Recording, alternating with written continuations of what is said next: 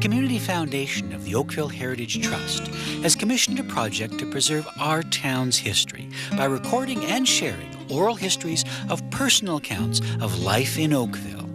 Please join us now for the first installment of Oakville Remembered. There had been a gentleman by the name of Hammond who had been given permission to purchase a large tract of land in that area, and he evidently was a medical man, and he was allowed to buy the property if he gave medical attention to the Indians that were still in that area. And that's how it originally started to, and as settlers then came in the early 1800s, and from then on it progressed.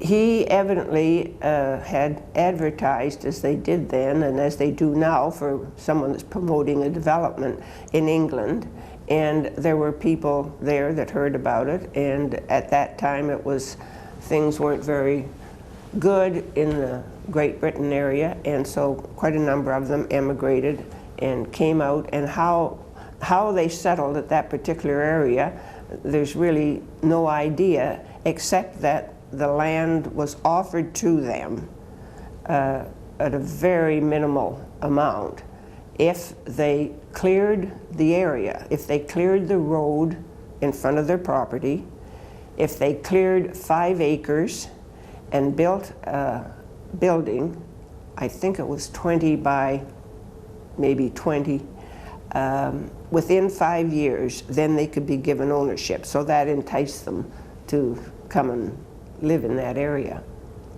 Chiefly, they came from Great Britain. There were, I think, maybe 1 or 2 from Germany. I think there was, seems to me there was 1 or 2 from Switzerland, and there was a person who came, he was a French, I think, on the Swiss border area. He came there. And that, as far as I know, is the rest of them were all Anglo-Saxons. Yeah. Now, there were some that came from the States as United Empire Loyalists when they decided they didn't want British people down there anymore, and the people didn't want to stay under the government at that time, so they came to Canada. Some of my family came on the Underground Railroad. Others came on their own, and most of them came from the state of Maryland in the United States, in Montgomery County in particular, which was one of the most thickly populated parts of the state of Maryland. And that happened around about 1840 when they left there, and they arrived here about in the 1840, 50, somewhere in that area.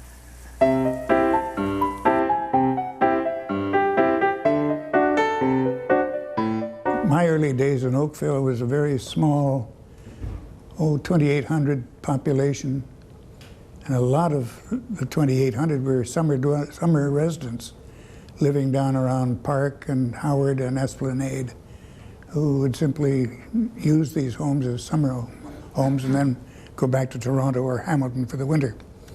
But prior to that, it was just a quiet little village with not too much industry, mainly agriculture, strawberries, and then of course the old oak staves that were made for the rum trade in Jamaica, and then the pine trees around, or the oak, where they used to make masts for the British Navy on the days of sail. Well, many of them were farmers on the outskirts of town. The main industry, of course, was fishing at that particular time. Before that, it had been, they had a mill, and the farmers brought their grain in, and much of it was shipped out by boat from Bronte to Toronto or to Hamilton, or and produce. But after the railroad came through, the freight boats kind of got pushed to one side, and most of the population turned to fishing. which was very good through those years. Well, there were about 30 boats, I think, probably at the peak, I've been told. And of course, before they had motors, they were sailboats, and in the wintertime, they'd have to pull them up on the ice so they wouldn't freeze in. They were pretty hardy people. They'd fish out of those open boats, and even in the wintertime. My grandfather lived in a little house on Wilson Street, where he made leather for bridles and reins and saddles for horses. And he and my father and mother lived there. And then he left and went down to the States and served in the Kentucky Infantry in the American-Mexican War. And father had to get out at age 9 and start making income for the family. And he used to deliver telegrams for the telegraph office as far as what is now known as the St. Lawrence Cement, and he was paid $1 a day for this. In 1922, when we came to Trafalgar, we came from a very busy area, Yonge Street, just north of Toronto. And when we came out here, we discovered the road was not paved, and there was no hydro, no nothing. And my mother said it was the last place God ever made, and he forgot to put neighbors in. Well, it didn't take us long to find out that the neighbors all were related to each other, so we were really the outsiders. Now, we came from a very busy area where the streetcars ran past the door every half hour, and we could go into Toronto, and we could shop, and Mother used to take us in quite often because we lived on a little market gardening place. So when my dad decided he had wanderlust, we came out here. And this farm was supposed to be a very elegant farm, and it had everything. Well, it had everything because it had mice in the house and rats too. The house had not been lived in for a long time. The barns were in really a deplorable state. And Mother says, I won't go anywhere without my cow, so thank goodness she brought her cow. And we had a few chickens because one has to live. And the orchards were overrun. But eventually, the farm was brought up to a good farm.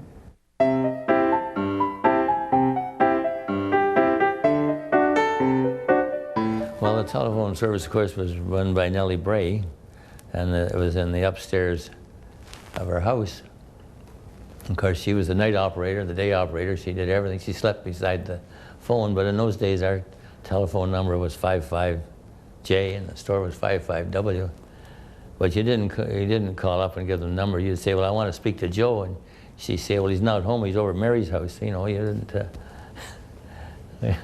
quite informal. We would, we were on a party line. So you would have to take your receiver off the hook, and you would turn the little handle, and if it was 3-1, so you'd ring 3 shorts and a long one. Or if it was 2-2, you'd ring 2 shorts and 2 longs. And sometimes ours was 2-4, so you know you could almost run around the outside and come back to answer the phone because it was 2 longs and 4 shorts. But we would make it a point to say at 8 o'clock we're going to do a number that isn't on the schedule.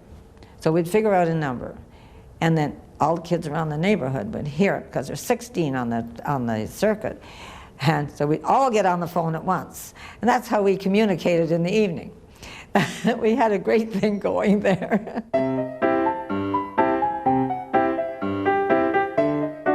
When I first came to the town, the policeman was Lou Patterson. He was the chief and the deputy. He was the whole thing. He was the only one. But his, I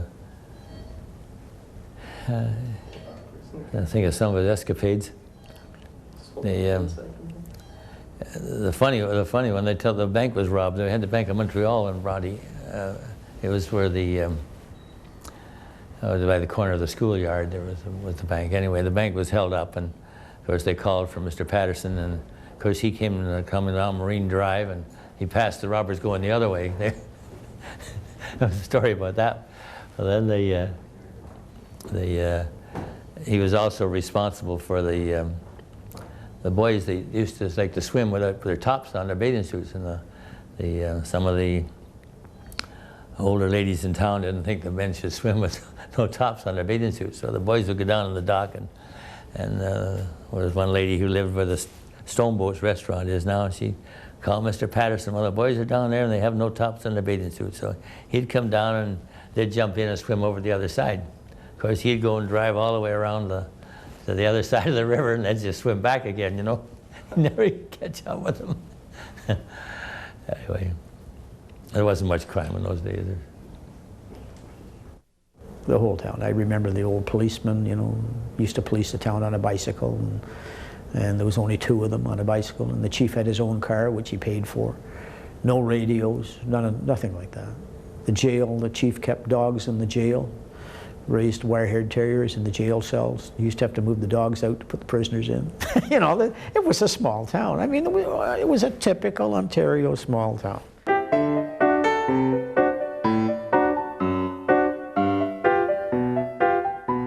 Kind of an interesting thing, when the Temperance Hall were there, our old house was there before the Temperance Hall, and it was built in 1843. And that was an inn, and of course they said it was a dry inn, and the builders that built the Temperance Hall, they stayed in Foreman's Inn, which was our old house, with the added touch. And when John Hogg was doing some excavation to put a new water service in, he came about a dozen big empty bottles, beer bottles, or wine bottles. So there might have been a Temperance Inn, but the workmen sure weren't temperance that worked on it. So they buried them out in the front lawn. So you never know. Oh, the ice cream store. Now that was the one that the signs came off of. This little house came along. They built a little piece on the front of their little house, and they had a front of it would lift up and make like an awning, and they sold ice cream. Well, this was fine, but we didn't know that it was the cover-up. They would go down to the creek, and they would get the creek water, and they would make what they called 4-4 beer. This was really bootlegging. And so this went on for quite some time, and people, well, there wasn't the liquor stores that they have now. So the fellas would go there, and they would get their 4-4 beer. Well, one night they had a really doozy party, and somebody put the wrong alcohol in, and it ended in a very big disaster. There was death, people were blinded, and some people never worked again in their life, and their minds were blown. It was really a bad party, and it was sad day of events, and that's why the people disappeared into the unknown, and we took their signs. They didn't take their signs with them.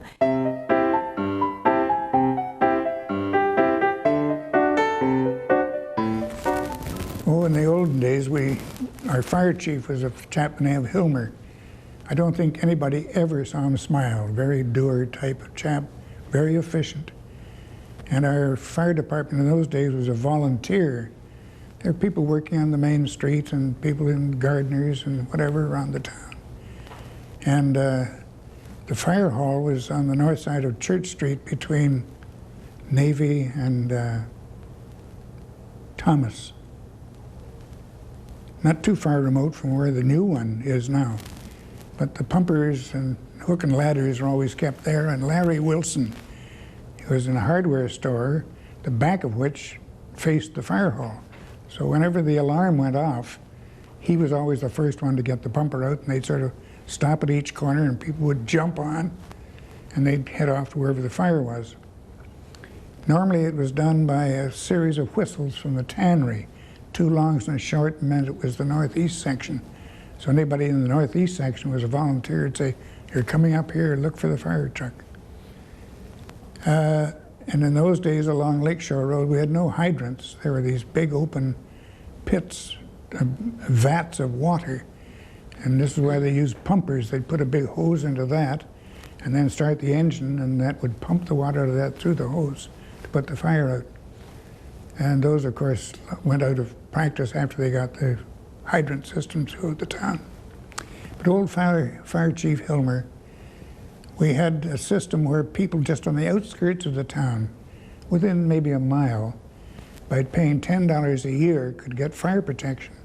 And this meant quite a thing for their insurance, of course.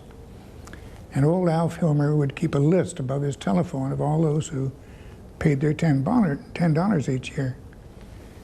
And one year, a landowner to the western side of the town, his garage caught on fire, and he phoned up the chief and said who was speaking, and said, "Will you quickly send a pumper out?" Alf looked down his list and said, "But you haven't paid your $10. He said, "I'll be in with a check tomorrow. Send a pumper out." Alf said, "When the check arrives, I'll send the pumper out." Too late, garage burned to the ground. But he stood by his commitment.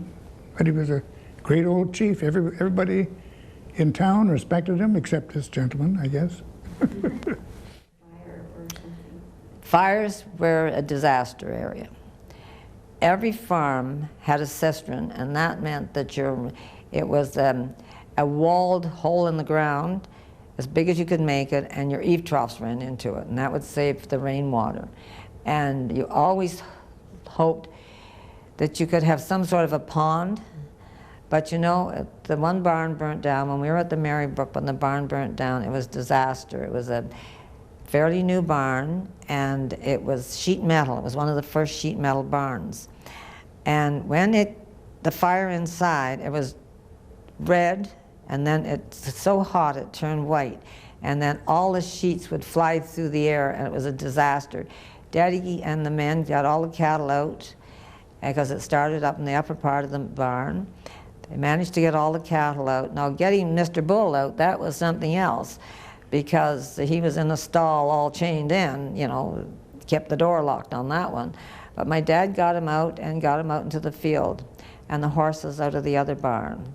And that was a disaster night, because you ran out of water in no time. The cisterns and the hard water wells, and they were all dry, bone dry. The little creek was bone dry. They were just mud.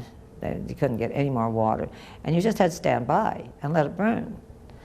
But you always had to have your water in the house. You always had a special pail of water, and it had to be filled. And in the barn, they'd have the water in the pails lined up for the horses, but they always had to be left filled, so that if there was any disaster, small disaster, they could use them. That you had to have your fire protection. Even the Indians, they lived right beside the water, most of them, as you know. They knew what it was like to need water.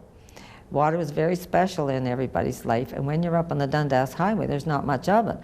The creek is a long ways away, and farms are far apart. Well, the fire department, when I came, was just a little garage that housed their little Model T Ford, and it was on the Lakeshore Highway, maybe 100 yards from the main intersection going towards Hamilton on the south side. But a story about how they got their first fire department, they had quite a major fire. Where the old post office is now was the Triller Hotel. When did that occur? In 1923, it caught on fire. They had a bakery at the back, and I think they had some straw pretty too close to it, and it caught on fire. Well, the men came into town, and they carried buckets of water from across the road, and they tried to put the fire out. Well, it seemed the wind had come up, and they thought maybe they were going to lose the whole town, so they called Hamilton to see if they'd send a fire truck. Well, they wouldn't send it until somebody agreed to put up $200 to, finally it was agreed that they would pay for them to come. They said 2.5 hours later they arrived with 45 gallons of water. But it must have been pretty close, because when they put a new roof on the Stoneboat's restaurant, the rafters were charred, so it was pretty close. So the next year they tell me they bought a 1923 Rio, and that was their first fire truck.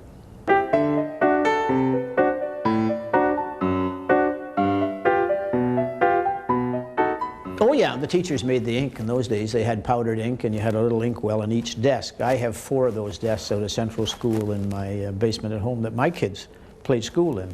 Now they're in their 40s now, but they used to play school down. They were selling them off for $1 a piece, and I bought 4 of them when they tore the school down back in '67, I guess. And they had the holes for the ink wells are gone, but they had the holes for, and the teacher used to make the ink up in a big bottle with powdered ink and water. Oh, it was an awful mess. They had the steel point pens, and there was ink all over everything. But at noon, if the teacher went away, we would go down to the basement where the big fat furnace was, and on the poker we would put our sandwich and put it in to be toasted. Now, sometimes you didn't have much lunch, because if you're a little jiggly and the flames were a little high, you didn't have a sandwich for lunch. But we all tried it, and we all had pretty good luck. We were very good at it eventually. By spring, we were back to our lunchbox. Brentwood School? Mm-hmm. It was fairly new. It was 4 rooms. It was fairly new. I think it was only 1 or 2 years old when I went to that school. And I remember there was a big scandal in those days. The principal, a lady principal, which was kind of unheard of, and they found out that she was secretly married, and the school board fired her because they wouldn't hire a married woman as a school teacher. Wow. Yeah, how about that, eh?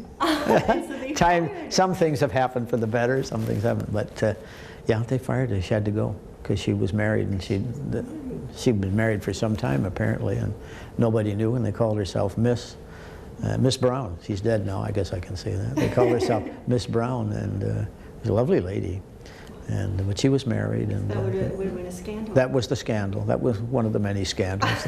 Small towns are full of scandals. They were all very fine kids. We loved them all. And my dad, in the wintertime, when it was really bad, he would get the team of horses out and come down to the school with a big flatbed sleigh.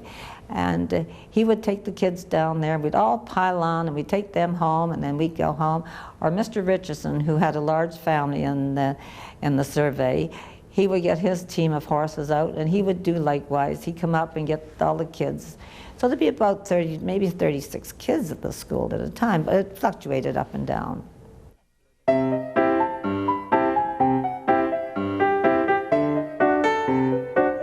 Funny little story, an interesting little story, I suppose. When Father decided to put the basement in, it was in the lean years of the Depression. Nobody had any money. They had lots of time. And he decided that to put the basement in, he needed boards to make the forms, because he poured a concrete basement. He put a beautiful basement in it.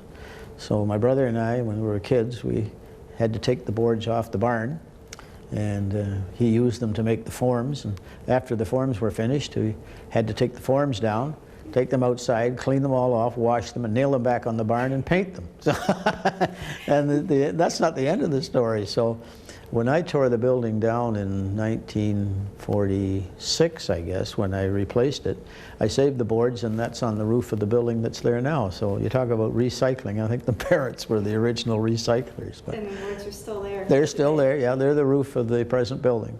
Wow. But they were, 18, 20 inches wide, beautiful pine boards, and it was a shame to throw them out. So you had to wash them off? We had to wash them off and put them back on and paint them. I remember he bought Scarf's barn paint. I remember that. 5 gallons, and they said, oh, George, his name was George, that's not enough paint. He said, yes, it is. So he went out about 2 gallons of gasoline and mixed in with the paint, and that's what we painted the barn. It's a wonder we didn't blow up.